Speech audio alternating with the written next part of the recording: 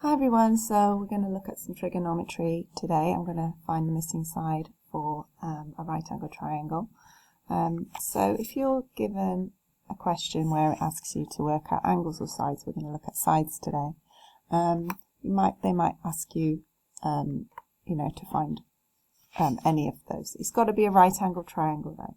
So first of all, you're going to label the sides. So I'm going to label the sides. And how do we do that? Well, in the triangle, first thing you need to know is that the longest side is the hypotenuse. I wouldn't write the full word out every time, but what I would do is just write a H for hypotenuse and abbreviate. So if this is your angle that you're given or looking for, then the opposite side is here. So it's directly opposite the angle. If it's up here, the angle that you're given, obviously the opposite side changes to here. So dependent on which angle you're given, but if we assume that we're given this angle, so this is going to be the opposite. And this one then is the one that's left over, and it's always in between the right angle and the angle that you're given. So this is called the adjacent angle. So this would be H, this would be A, and this would be O. So assuming that we can label the sides of the triangle, let's have a look at an example. So in this question, we've been asked to find x, which is the missing side. So what we've got to do is we've got to choose which one of these to use. So we've got sine, cos, and tan. So we have to decide which one to use. Just make it a bit smaller here. So are we going to use sine, cos, or tan? Well, to figure that out, we need to see what we've got in our question. So let's just label our sides. We know this is the hypotenuse.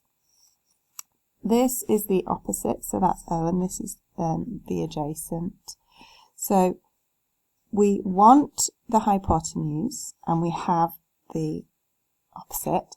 So in that case, it's got to be sine. So we're going to be using sine because we have all the things we need for it.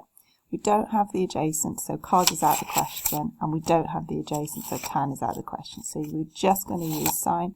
So here we go. So we're going to use the sine to answer the question. So how do we do it? Well, what we do is it tells us what to do here. If we write it out like this, it helps because we have to divide the opposite by the hypotenuse, and that will then work it out for us using sine. So we've got sine is the angle value, so sine 30 equals 7 divided by x. Now to work that out, we have to do a bit of rearranging. So if we're looking for this is then with these two just swap places. So rearranging equations, you can work on that.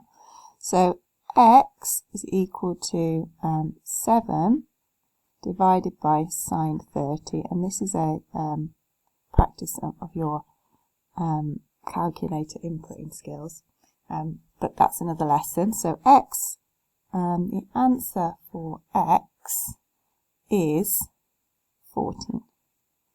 Okay, if you get that on your calculator, then you're putting it in right.